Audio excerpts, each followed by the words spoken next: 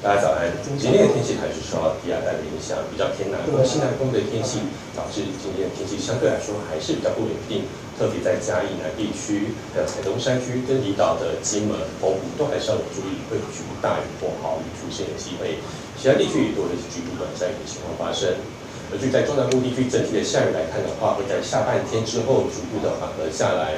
明天的天气整体来说的话，除了在南部地区有些局部短暂雨之外，其他地区比较偏向雨后雷这一个天气形态。不过今天来说的话，也会受到沙德冷风逐渐接近的影响，包含在基隆北岸、东半部地区跟马祖，未来几天开始逐渐会有长浪出现的机会。我们预估沙德台风在逐渐接近的过程当中，在周四的下半天到周五的时间，距离台湾跟离岛马祖这些地方相对来说是最近的时候，整体的天气会开始又转为比较偏向不稳定。可能开始要注意北部地区，甚至中部山区都会有局部豪雨出现机会，其他地区也都有一些下雨的情况发生。尤其的海面风浪在周三、周四甚至到周五的时候会开始逐渐的加大，请大家开始注意这个天气上的变化。我们透过卫星图为大家稍微说明一下。整体来看的话，台湾附近的雨量来说还是比较偏多，在台湾海峡上面有一些紫色这些的卫星图可以看到的，整体来说的话是对流比较旺盛的部分。而整体比较偏西的地方的话，在海南岛这地方是过去子涵台风，在今天早上已经解落为热带性低压。而在比较偏东的地方的话，看起来云系比较浑圆的这个地方，主要是沙德台风的位置。沙德台风在过去昨天一度增强为强烈台风，不过在今天整体来说已经减弱到中心风速只有每秒43公尺，已经减弱到一个中度台风的趋势了。那在它东南方的地方的话，这个地方主要来说的话是子涵台风的位置。那它在今天早上也是解落为热带性低压，因此现在目前的洋面上就是主要是沙德台风。那我们看到台风整体卫星云图上面来看的话，比较偏北的地方是比较偏蓝的云的色块部分，这些地方代表是比较偏向没有云的地方。那这地方的话就是太平洋高的位置。未来的话，其实整体的沙德台风就是受太平洋高的导引之下，它比较稳定的朝西北西的方向在移动。那移动的过程当中，它通过冲绳海面的时候，到时候因为整体的太平洋高会稍微减弱一些，未来就受到整个大的低压环流的影响，会开始逐渐的往西南西的方向调。不过它整体的调的位置和它的角度以及它移动的时间，都是未来我们要持续观察的重点。我们透过海水的含量可以为大家稍微说明台湾的位置大概在这个地方哦。这目前就是沙德台风的位置，它未来就是主线在移动的过程当中，我们可以看到它通过的颜色块就比较偏蓝偏绿，相对来说就是海水的含量没有那么高的地方，海水没有办法提供它更多的能量，让它逐渐在增强，因此它未来并没有很明显增强的趋势。而且随着它逐渐向西南调的过程当中，整体台大气的环境风切相对来说比较强，对台来说是不利于发展的。所以我们预估它未来在移动的过程当中，它的强度还会持续减弱。比较接近我们的过程当中，来到一个中度台风，甚至是一个轻度台风，而且它暴风圈会逐渐的缩小的情形。那我们透过一个细节路径预报，这代表是过去很多的电脑模拟各种不同路径的结果，这种浅色就代表它模拟路径的地方。而我们通过椭圆形可以代表说，整体来说，可能在这个时间点，然后这些位置可能分布的区域，我们可以看到在26号晚上8点的时候，它已经通过冲绳。那这时候在27号晚上8点的时候，它的位置相对调的比较西南边。而这个椭圆形的大小的话，如果我们把它的长轴这边看起来是它的宽度的部分的话，代表是它在移动的过程，它的速度上面有很大的不确定性。因此我们可以看到，在27号晚上8点到28号晚上8点，这个椭圆形大小开始变得比较宽，代表是在速度上面预估，大家的预估是差异非常的大的。而至于椭圆形它的比较胖的如果看比较胖的地方的话，就是南北它的差异的部分的话，代表是它的角度，到时候它偏向的角度上面很明显的差异。所以我们可以看到，现在目前各国的各家的细节路径预报，包含像比较偏北的角度，甚至比较偏南的角度这边都是有可能发生的。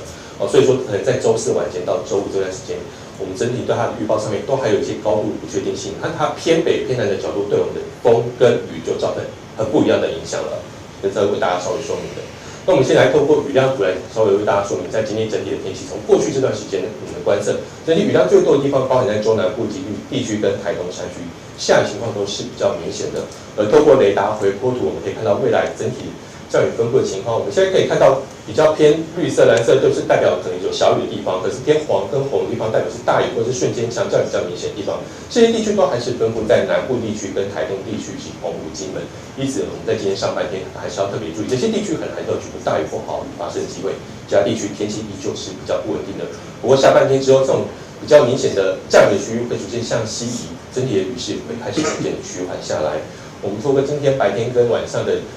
定量降水报可以看到，在今天白天整体来说的话，下雨情况还是比较明显，尤其在南部地区哦，还有我们刚刚提到澎湖、金门这些地区，还是要特别注意。晚上之后降雨会进一步的趋缓下来，不过南部地区可能清晨到上午都还是有局部零星的降雨发生。整体的温度来说的话，来到27到35度，并不是太热的情况哦。那么至于在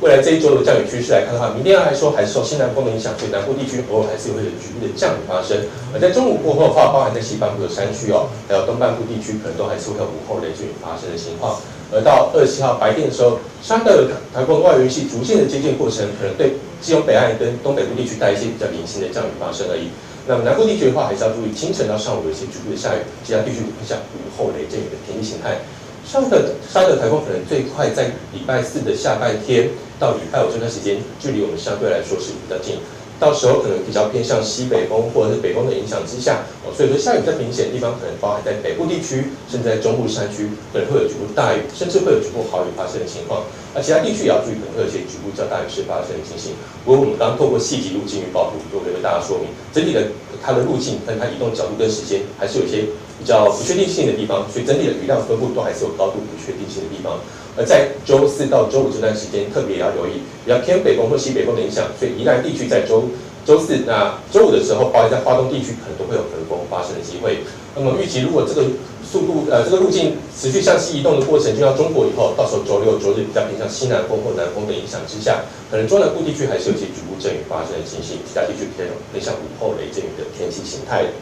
最后大家稍微整理一下，我们因为过去因为受到整个低压带跟带性低气压跟西南风偏向的影响之下，连日降雨哦，包含山区土产水量比较偏高，大家前往山区一定要慎防塌方落石、土石流的情形。另外，在今天天气还是比较不稳定，尤其在南部地区、还有花东地区跟台东地区跟澎湖、金门地区，还是要留意大雨或局部豪雨的情况。而在周4晚上到周5这段时间，因为天气会再转差，到时候风浪会再增强。那么今天整体来说的话，虽然台风还没有在距离我们很近的时候，不过还是要留意海边的长浪，尤其在北海岸东半部、恒春半岛跟马祖，未来长浪的情况会持续的明显起来。那么在未来台风影响期间，刚好又是适逢大潮的时候，要留意满潮前后的时候，沿海低洼地区可能会有一些积淹水的情况发生。以上今天上午最新的气象资讯。想问一下，说这个台风有没有预计在什么时候发布海陆警？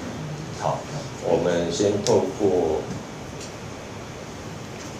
这是我们今天早上最新的8点的那个路径预报。那我们预估在27号晚上早上8点的时候会在台湾的东北侧的地方。那28早上8点的时候距离我们台湾最近的时候，那如果说到时候现在目前的路径跟它的速度没有太大的改变的话，我们预估可能在周3的，也就是明天的下半天就会发布海上警报。有没有预估说暴风圈大概会笼罩台湾哪些县市？这个相对比较困难，主要是我们刚刚透过整体的路径预测来看。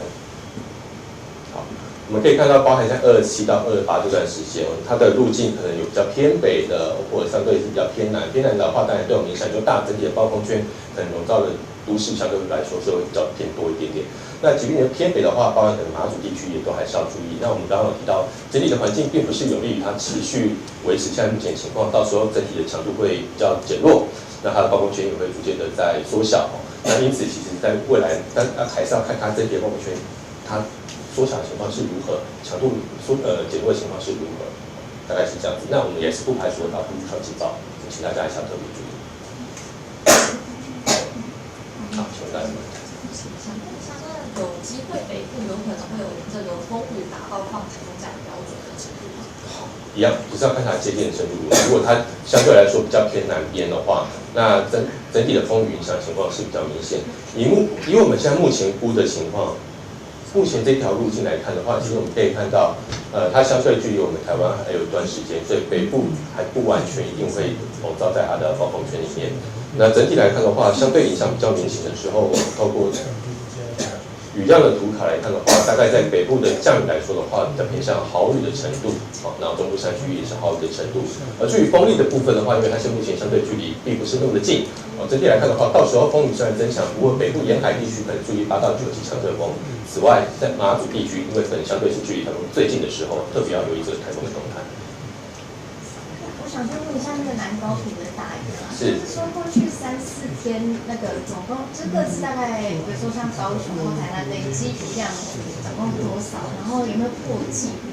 好，我这边没有，我现在今天早上没有准备，但我下来可以给你，因为我们昨天在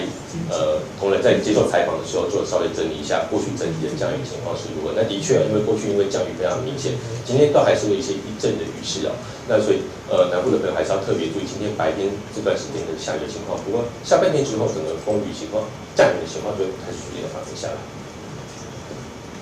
那还有没有什么其他问题要发问？如果没有的话，我们上午采访到这结束，谢谢。的下半天就会发布海上警报。偏北的话，包含可能马祖地区也都还是要注意。那我们刚刚有提到，整体的环境并不是有利于它持续维持现在目前的情况，到时候整体的强度会比较减弱，那它的暴风圈也会逐渐的在缩小。仍不排除发陆上警报，中台沙德尔持续靠近瞬间，最大阵风每秒从48增强到53公尺，7级风平均暴风半径则是缩小到220公里。不过在台风来之前，南部的雨有机会趋缓。TVBS 气象顾问郑明典就秀出24号的雷达回波图，说这有一道交界面，代表这持续多天南部豪雨的天气形态，从周2开始会有明显转变。只是沙德尔会怎么走，仍是下坠形势。北部的降雨来说的话，比较偏向豪雨的程度，然后中部山区也是豪雨的程度。至于风力的部分的话，因为它现在目前相对距离并不是那么的近，整体来看的话，到时候风雨虽然增强，不过北部沿海地区可能注意8到9级强阵风。120小时台风暴风侵袭几率，连江县多达66%，本岛基隆最多38%，台北跟桃园37%，也就是以各国路径来看，中心会碰触到台湾陆地几率变小，而欧洲模式预估会朝台湾靠近一点点。不过 Google FNV3 的模式则是认为会刚好绕过台湾的北部海面。日本气象厅、香港天文台也都认为会进入华东地区，但是雨势从周4白天开始，基隆北海岸就会有零星降雨。所以下雨比较明显的地方，可能包含在北部地区，甚至在中部山区，可能会有局部大雨，甚至会有局部豪雨发生的情况。周4晚上受到台风外围环流影响，北部跟东北部会先变天，到了周5，中部跟南部山区也会有局部短暂降雨。到了6日，台风远离之后，就会转换为午后局部雷阵雨，但目前路径还是有不确定性，得持续观察。TVBS 新闻谢贤熙、庄启源家庭台北采访报道。想看最完整的新闻内容，记得下载 TVBS 新闻网 APP。